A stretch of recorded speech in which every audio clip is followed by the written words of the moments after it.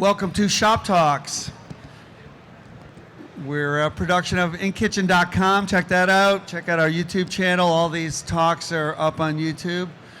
We have Impressions Magazine and show sponsoring it. And then these would not be free except for Los Angeles Apparel, Alpha Broder, Stalls, Transfer Express, LAT Apparel, Howard, and Lane 7.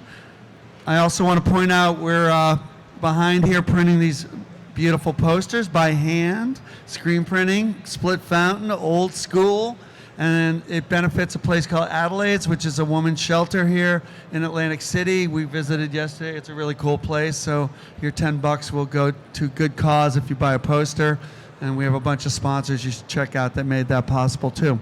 All right, I am here with Jed Seifert from Steaks Manufacturing, and we're going to talk a little bit about the advantages, really, of hiring folks with what are sometimes called disabilities or special abilities or all kinds of ways of saying it. So, hi, Jed. How you doing, man? Thanks for having me. All right. So, I want to talk about your business a little and then talk about how you got into this and where it's gone from your Great beginning. Awesome. So, yeah, what is Steaks, first of all? Steaks, we are a print-on-demand company out of Eastlake, just outside of Cleveland. We run DTG and DTF, offering direct-to-consumer individual order fulfillment for large enterprise clients, as well as quick-turn, low-minimum wholesale. This is not a small operation. It is in a building that formerly housed a Walmart. Am I correct? Yes, it's a decent-sized organization. We have about 250 employees. We go over 300 during the holidays. We really focus on enterprise accounts, so we print from everybody from Disney to Marvel to the sports leagues, record labels, stuff like that. Great. All right, so why don't you talk about maybe to start your personal involvement of why you were motivated to even get into this hiring of folks with disabilities. Absolutely. So yeah, as you can see pictured there, that's me and my brother. That was actually last year. APSE, who's the National Trade Organization for Disability Employment Service Providers, named Steaks the National Employer of the Year. So he got to come out with me, which was really exciting. And he's been my inspiration. My brother has Fragile X, which is the leading known genetic cause of autism. 20 years ago, he got a job working in the mailroom at the Securities Exchange Commission, and it changed his life. He went from dependent, living at my parents' house, to an independent, moving out, living in his own apartment, being financially independent, making work friends. Lending money to you, right? Purpose. I mean, he's got more money saved up than a lot of my friends at this point. And it didn't just change his life, it changed my family's life. You know, anybody who has somebody in their circle that has disabilities, you spend most of your life wondering what's going to happen once you're gone. You know, who's going to take care of them? Are they going to be able to support themselves? So to gain financial independence is really, it changed our entire family's life. It also changes the community, right? You know, he goes from a dependent to an independent taxpayer who's putting money back into the local economy, taking public transportation. So yeah, so when we started Steaks, our mission from day one was to provide other individuals with disabilities that same opportunity that was provided for my brother. And you know, what we found from it though is we've probably benefited from it even more than the individuals that work from us. No, I've talked to you before about it. Do you want to get into that a little bit? I mean, it's, you know, I honestly, at first, you know, I've done a little hiring like that, and it has helped us probably more, but I was surprised to what level it's helped your business, right?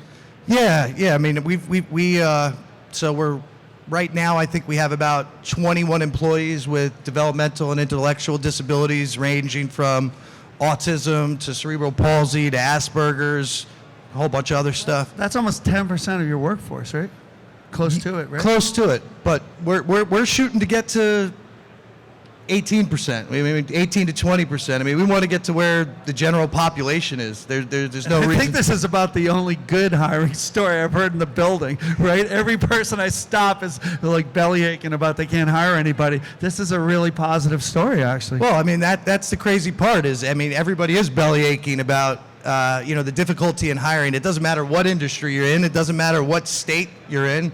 It is very difficult to hire right now, and not only hire, but it's very difficult to retain. So, there's an untapped workforce that's ready to go to work. Folks with developmental disabilities and intellectual disabilities have an 80% unemployment rate, which is staggering. And that's not because they don't want to work. It's not because they can't work. And let me be very, very clear here. We are not talking about charity. We're not talking about hiring people with disabilities for just warm and fuzzies. We're not talking about making exceptions. We're talking about meaningful employment that's meaningful to the employee, that's meaningful to the company. We have, I think, 30, 40 people in our warehouse right now.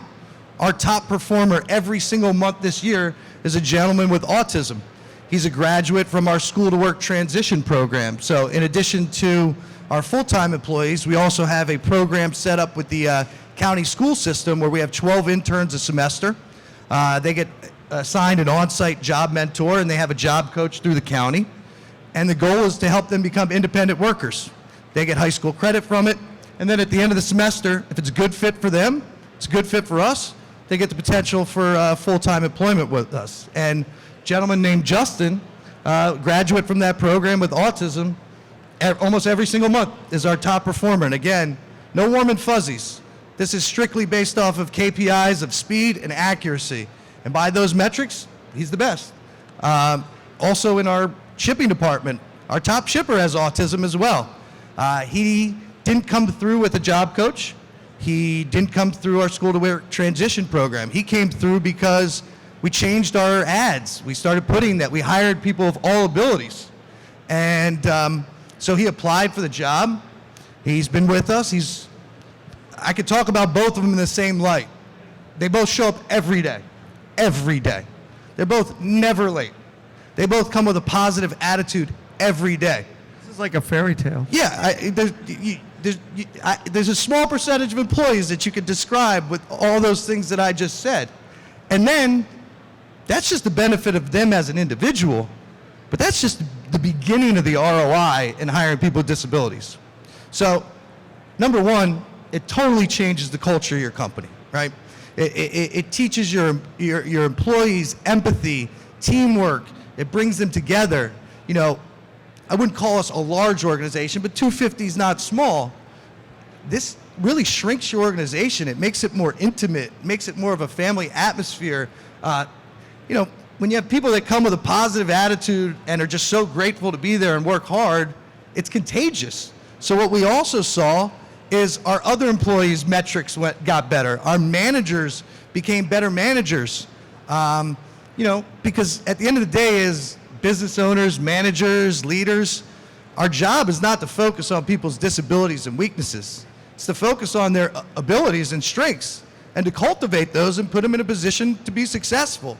And that's what we do. So, whether we're hiring somebody that's labeled with a disability or not, it's the same process. It's tailoring your training to the individual.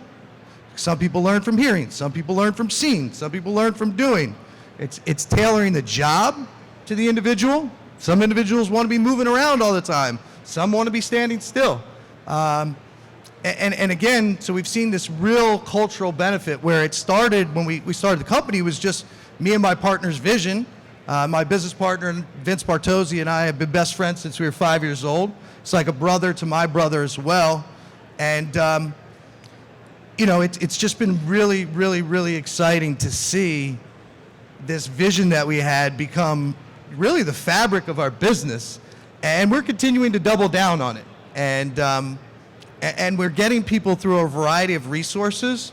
And why I'm here today with you is I want to help other people understand what those resources are available, because there's a lot of preconceived notions and stigmas out there about why people can't hire people with disabilities, or they can't afford to, they're not equipped to, they don't have the resources to, they can't afford to pay somebody to get less out of them, any number of things. But what we're going to go through today is sort of all the reasons that a lot of that's false, and there's a ton of free resources out there to support you. So what are the most common misconceptions when you talk to somebody that's considering this? What do people think versus what the reality is? Is there any popular misconceptions, you think? Yeah, I think. Well, let's start with the individuals, and then we'll go with the process. I think the biggest notion about the individuals is people think about disabilities and they think about repetitive, low-skilled tasks. Now, repetitive is right because people with disabilities learn from repetition, and they actually flourish in repetition. So where I might have somebody without disabilities putting 1,000 hang tags on shirts in a day or folding 1,000 shirts in a day, and they find it monotonous, boring, they burn out. You have high turnover rates in those positions. People with disabilities, it's actually quite the opposite. That routine, that repetitive nature actually is what they're looking for. Is that reassuring or something? It's just the routine. It's just, getting into it. And once you have people with disabilities into a routine, I mean, it's incredible, what can happen. So we talk about it. We talk about repetitive tasks, but both high-skilled and low-skilled, because there's also a spectrum of disabilities, right? There's a spectrum of functionality. There's physical. There's mental. We have somebody who has cerebral palsy who's on a computer all day doing reports, whereas we have other folks who we wouldn't put on a computer, and maybe they're doing more manual tasks. So there's really a wide spectrum of disabilities, and data entry, really high-level tasks that we're seeing people do, and we're just hit the tip of the iceberg. And I think the other stigma or preconceived notion that's incorrect is we don't have the resources to do it. So there's disability employment service providers. They're state-funded or federally funded. Some are privately funded. But they're all over the country. And what their job is to help organizations like yours find, screen, hire, onboard, and train qualified employees for your position. And then provide job coach after the fact to help support your management team. They'll also help train your managers, which is an incredible benefit. And it's all free. So you have somebody who's going to go find you qualified employees for free. I don't know any other hiring agency that will work for me for free. I don't know anybody else who will train my employees for free. So, Well, in Ohio, what are those organizations? So there's a ton of them. In Ohio, the one that we use most is the Deepwood Industries. And that's really, they're pretty situated in sort of like the Lake County, Cuyahoga County area in Cleveland. But if you're looking for disability employment service providers in your area to help support you, the places I would check are, number one, you can Google your state vocational rehabilitation office. They all have a department in there that's about disability employment. And they will be able to some of them, they're different state to state, so some of them will actually provide the services for you. Some of them will just refer you to a local provider. APSE, who I talked about earlier, who's the National Trade Organization for Disability Service Providers, they also have chapters in every state. So you can reach out to APSE at apse.org. They can help you find a local service provider in your area. There's an organization called the ARC. The ARC is another fantastic organization that has state chapters. It's thearc.org. Some of their state chapters provide employment services. The ones that don't, they'll at the very least be able to refer you to them. And the fourth resource is me. This is my passion. T-shirts are great, printing is great, but changing people's lives is everything to me. And I'm Jed Seifert from Steaks, so you can find me on LinkedIn. I'd be more than happy to help you find a local provider in your area. And then the other thing is once you start with these folks, everybody thinks they need to have it figured out, right? They're like, oh, well, Jed, you got a brother with disabilities. You've been working with Special Olympics, doing stuff your whole life. We're just not equipped the way you are.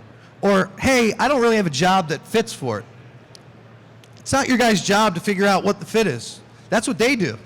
They'll come in, they'll do an audit of all of your entry-level positions to understand them, to see what they are. They'll help you determine. So they might show up and you might go, oh, you know what? I think the only job that I have is for folding T-shirts. And then by the time they leave, you've filled your data entry position that you had open that you just never thought somebody with disabilities would be doing for you, right? So don't try to reinvent the wheel. And also, don't put pressure on yourself to get it right. I've been in the disabled community my whole life. I didn't know until we hired some deaf individuals that they don't like being called hearing impaired. I made that mistake. I found out. Again, that's just one of many mistakes. You're going to learn from it. The other thing too is What do they want to be called? Deaf.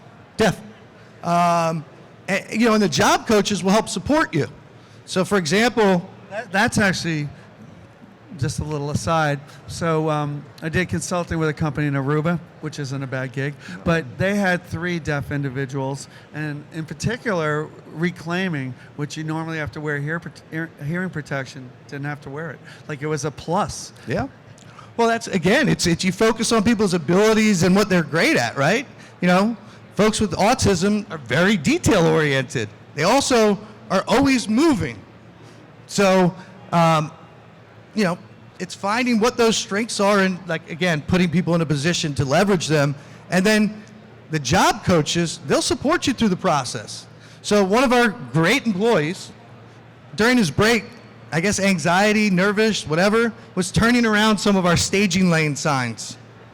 And the manager came to me and was like, "Hey, Jed, what do I do about this?" And I'm going, "Did you talk to the job coach? Because that's what they're there for." And they're like, "No, we haven't." "Well, make a call." So they call the job coach. Job coach talks to the employee. The job coach also speaks to the employee's parents, where as an employer, I'm never going to reach out to somebody's parents. And it was not a non-issue moving forward. Now, it's not always as cut and dry. And the other thing I'll tell you is it doesn't always work out, right? You hire one individual. If they're not a good fit, treat it no different than hiring an individual without disabilities. Doesn't fit, don't stick to it just because you feel guilty. Like, get the right person for the job. I mean, I had a partner of ours come in and said, "Hey, we tried it. It didn't work." I said, "Well, what did you mean?" They said, "Well, we hired 2 individuals with disabilities. It just didn't work out." I was like, first question was, okay, if you hired 2 women and it didn't work out, would you just cut them off and say, "Hey, no more women"? After we got past that, the next question was, did you use a disability employment service provider? And they hadn't. And I go, "Look, man, I've been in this my whole life, and I wouldn't do it without it. The model is proven. It works. There's support. It's free of charge. Why wouldn't you leverage it?" And as you continue to cultivate, we're in an immediate hiring frenzy right now. I mean, we literally can't get enough people to get into the door. So we have to, whether we want to or not, which we obviously do want to, we have to find other resources and places to find great employees. And I think the other thing that everybody needs to know is, well, you might have a little bit more upfront training. And not necessarily. Some of our folks train very quickly. But, like, let's say, for example, an individual takes a week to train instead of a day or... I think we would consider it lucky if we could train them at all sometimes. Right. So, well, let's say an individual takes a week to train versus a day to train. But that individual is with you for years. So a lot of the positions that we're putting people in these positions of repetition are some of our highest turnover. So when you look at our turnover rates for our individuals with disabilities compared to the rest of our employee population, it's staggering. I mean, I like that math, actually. So basically, you train someone for 5 days versus training 20 people for a day. And then having to redo it every 6 to 9 months, right? That's as they leave you for wherever they go, right? So reliability, always showing up, tenure, and again, the positivity and the way it really will transform your company. So we started in our warehouse. Now we've got folks in our shipping department. We got folks doing heat pressing. But we started in the warehouse, and our warehouse manager, Ted, I sat down with him day 1 and I said, "Look, I know this is Vince and I's passion, but at any point, if this hinders you from doing your job, from hitting your KPIs, making your numbers, then you got to let us know." And he said, "Okay, we'll do. So I came back about a month later. I said, "Hey, how's this impacting you?" Is it slowing you down? Be honest with me. His answer was one of the best moments of last year for me. And his answer was, Jed, before we started this program, I was just moving boxes of cotton around a Walmart, an old Walmart. He's like, now I come to work and I feel like I'm changing people's lives because I am. You've literally given meaning to my job, and I've never had that type of meaning in a job before.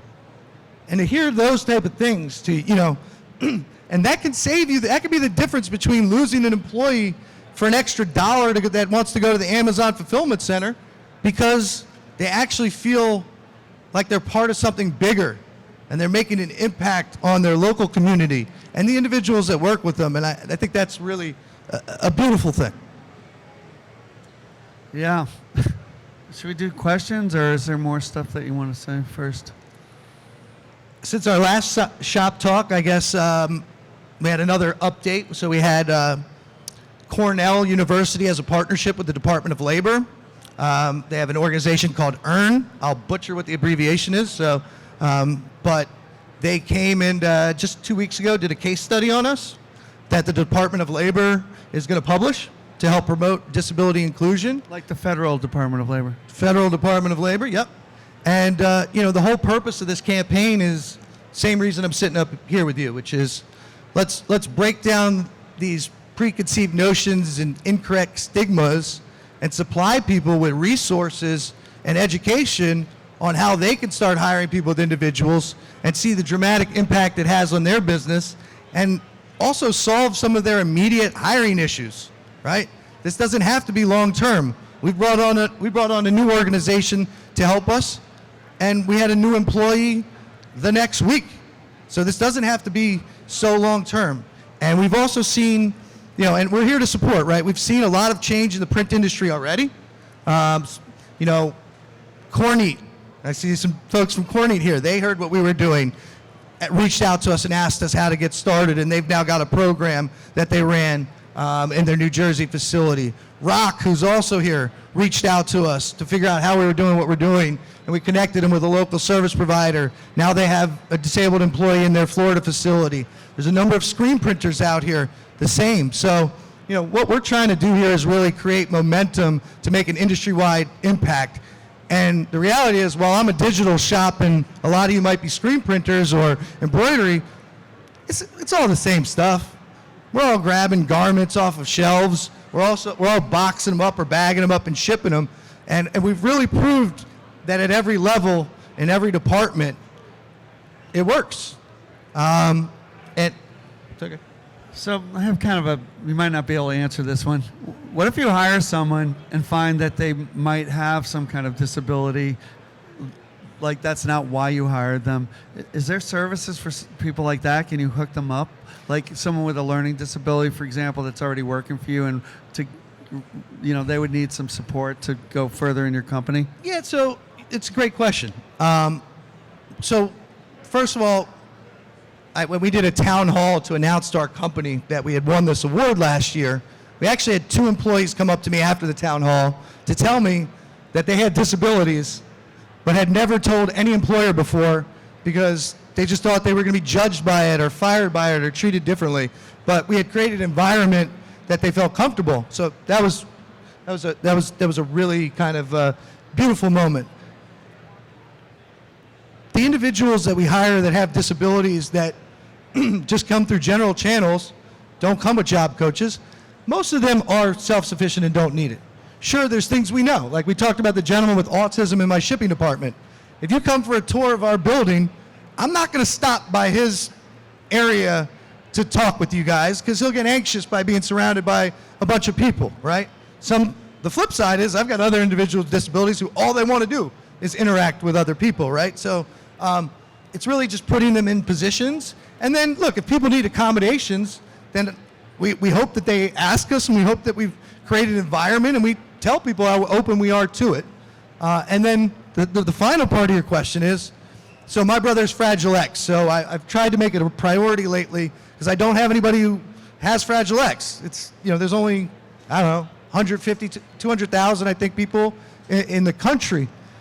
So I've reached out to a few, and a couple of them are interested. I reached out to the local chapter in Ohio and found a couple parents whose kids or young adult children are looking for jobs, and they need job coaches.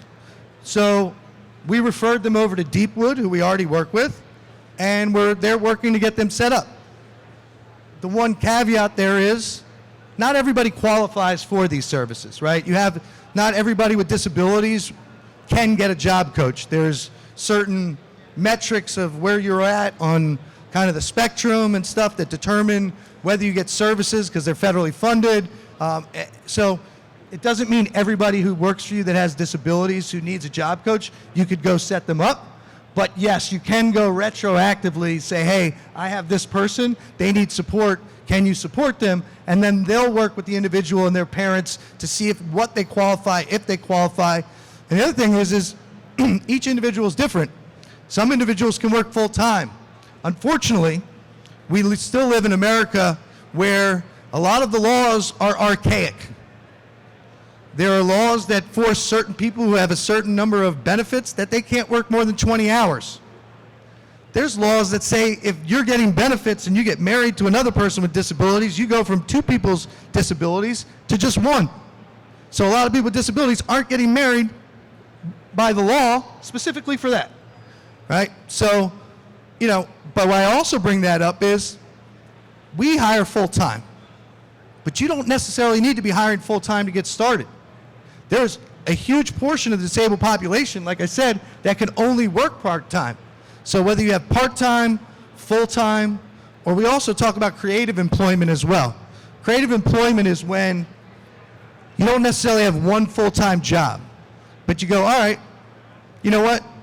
I can have this person do 2 hours of work here in the warehouse to take this off of somebody else's plate so they can focus more on the higher level stuff or the stuff that's more of a priority. I could take 2 hours off of that person's plate, their data entry. I could take this person's doing that, and then building a position around multiple different jobs by making your other employees better by taking the tasks off their table that are repetitive, that bog them down, and they could be better suited spending their time doing other stuff. So again, one size doesn't fits all with the individual. It doesn't fit all with the organization that you work with the state. And that's one of the challenges too that makes it a little bit more difficult to navigate, which is also why I always suggest finding that local provider who knows all the state, county regulations, laws, and really can navigate it for you so you don't even have to get bogged down thinking about that stuff. That sounds wonderful. Yeah. Is there questions, or is there other stuff that you want to say first? I just want to say I think everybody who's listening, even if you're not ready to hire someone with disabilities, explore it. Reach out to a local service provider, find out about it. You might not have a position right now, but when that position in need comes up, you might not be able to fill it. But if you already have an agency that's working for you for free, screening and trying to find the right fit, it'll work, and treat it just like any other agency.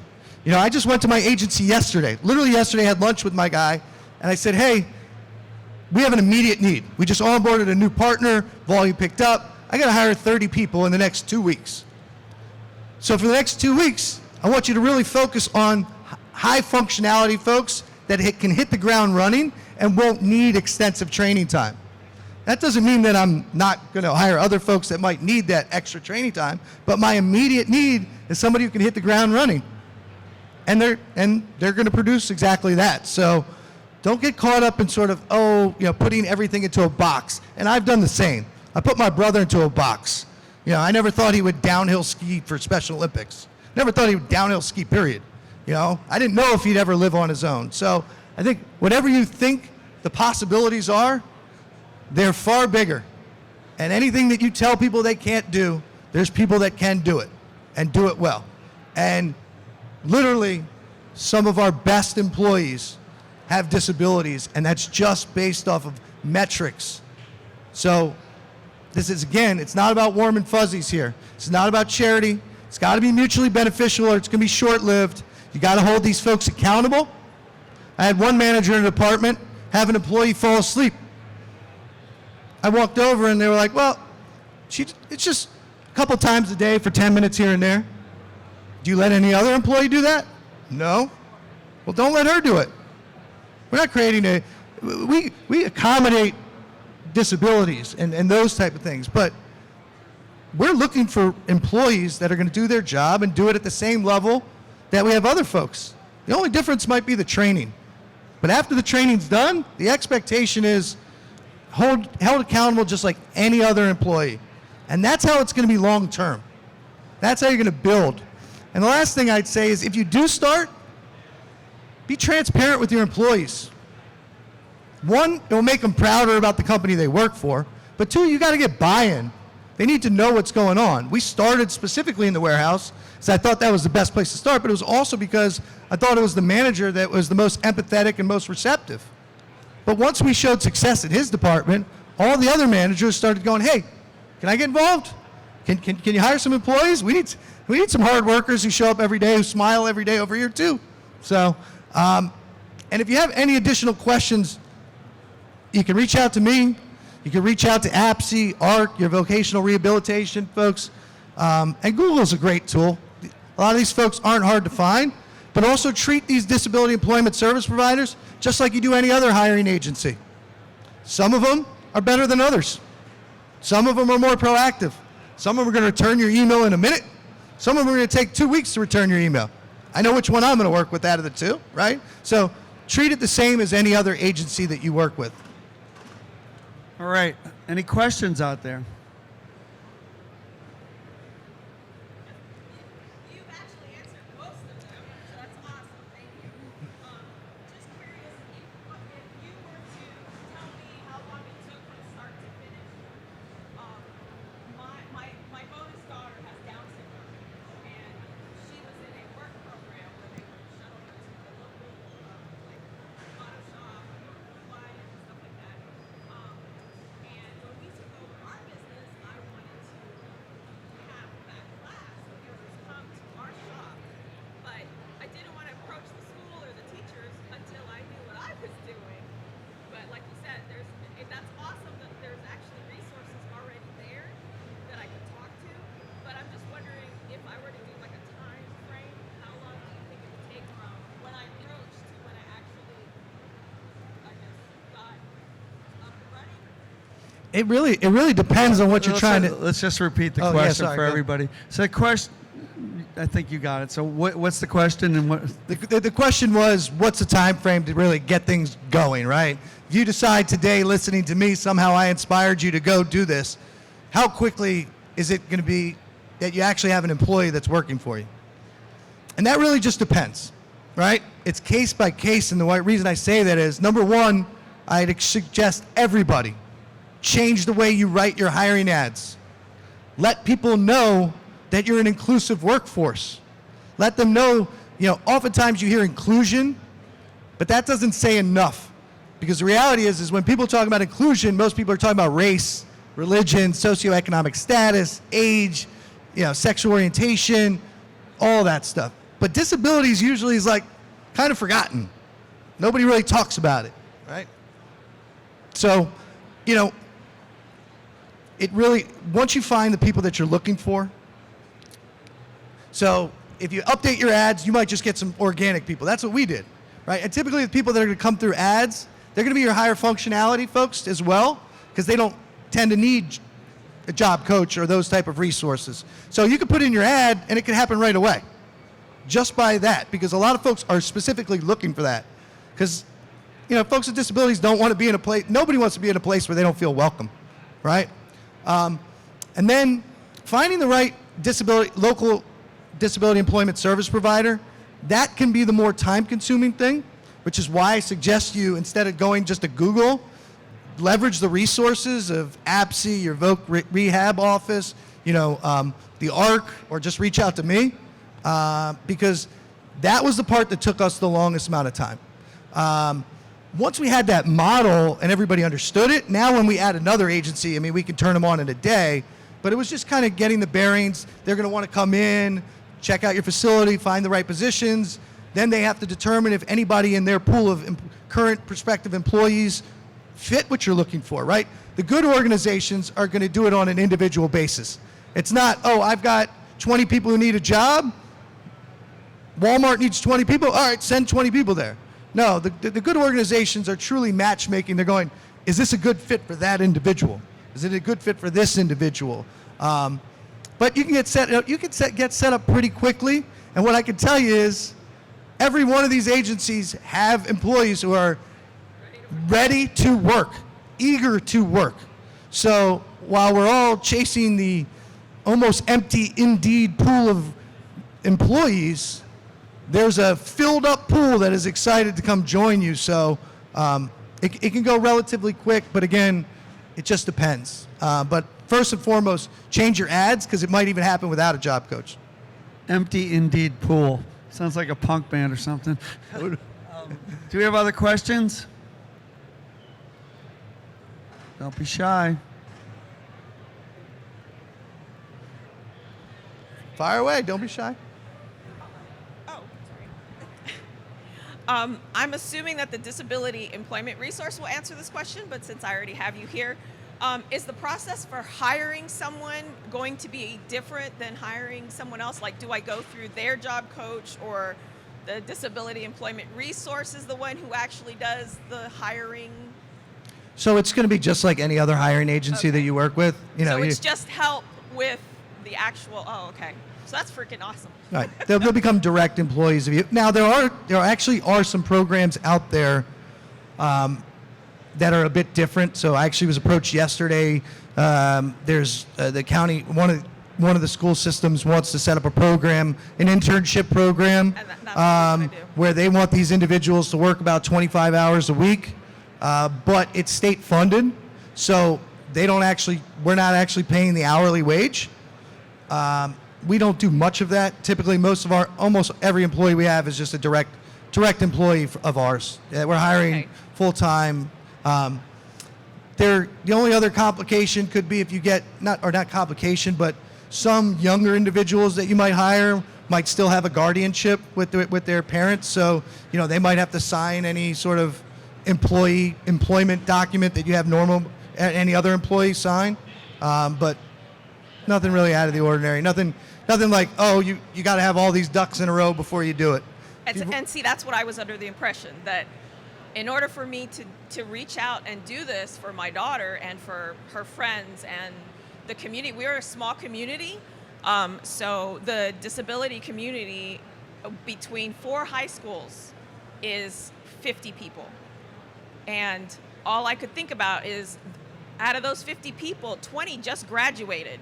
And they were talking about how they can't wait to work, and I want to hire them, or I want to do this for them, but I didn't want to make any mistakes. So that's why this was so important to me to listen to you. You are going to make mistakes in everything you do in business. You're going to make mistakes hiring people with disabilities. You're sure as hell going to make mistakes hiring people without disabilities. I guess I just feel I So, have more of the line. You just got to do, Okay. and with anything in life, learn from those mistakes and keep it moving. You're already chasing the good, so if you make a mistake, who cares? Like Yeah. you're already doing good work. You're helping change people's lives, and those individuals that you brought up, that's the scariest part of their lives. When you graduate, or whether you complete high school, that's when you kind of fall into this dead zone. Yes. Of like, parents start freaking out. What do we do next? Kids, some of them have been through those programs, some of them haven't. So that's the moment in their life that's most important. Just like when somebody graduates high school who doesn't have disabilities, or graduates college, like, you're What are you going gonna into do? the workforce, right? Yeah. So to help those individuals is a wonderful thing. And also, you're going to be young, most energetic, Yes. most motivated individuals you'll find. And I think I've probably said it twice already, but the gratitude, the gratefulness they have of just to have their job is contagious.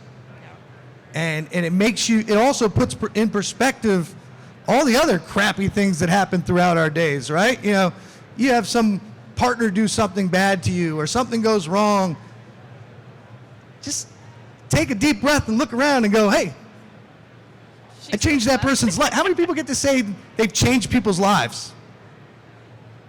So a lot of people go through their whole life never changing a single life. So I just want to make something better for my daughter and her community. So. And what you're going to find from it is you're going to do exactly that, but it's going to make you better. It's going to make your other employees better. It's going to make your company better. People, your potential customers and partners, that's the other thing. Don't be shy about it. You hire people with disabilities, scream it from the mountaintop. Sometimes people think, oh, well, I don't want to look like I'm using this. No, it's not using this. I sit on board of directors for SEEK, which is an organization that supports my brother. And CVS, we do a lot of work with CVS. And Embassy Suites and a lot of like hotel chains, Walgreens. But CVS in particular, I was talking to a lady from CVS and I said, you guys have these amazing, beautiful programs you guys have set up. And don't take anything else I say the wrong way or detract from how incredibly grateful I am for everything you do for this community. But why don't you put it in your ads? Because 1 out of 5 people in America has a disability. And if I know that CVS is running the program CVS is running, I'm not going to Rite Aid ever again. So, and the reason people don't do it is like yourself. You're worried you're going to get it wrong. Yeah. You don't know what the resources are. So the more these large organizations and small organizations start telling people that they're inclusive and not just saying, hey, we're inclusive and putting some blanket DE&I statement on their website, but actually talking about the fact that you hire people with all abilities, that's why other people get involved, because people are nervous. The more people hear what other people are doing, the more we're going to change that 80% unemployment rate and really change society. All right. You can stick around if people have private questions? Absolutely, All always. right, Jed, we'll stick around afterwards. How about a hand for Jed Seifert? Thank you guys very much. How about a hand for Rick for putting all this stuff together, always being an industry legend. And thank you again for providing us a platform to get out our message of disability inclusion in the print industry. No, it's been my favorite talks the last couple shows, actually, was your talks. Thank you. So I want to thank our sponsors, without whom you would not have this free information. Thanks to Los Angeles Apparel, Alpha Broders, Stalls, Transfer Express, LAT Apparel, Howard, Lane 7, and Hirsch. And check out our YouTube channel where this will be. And his Long Beach talk will be up in the next couple weeks. And thanks to Impressions. And check out the schedule. And thank you.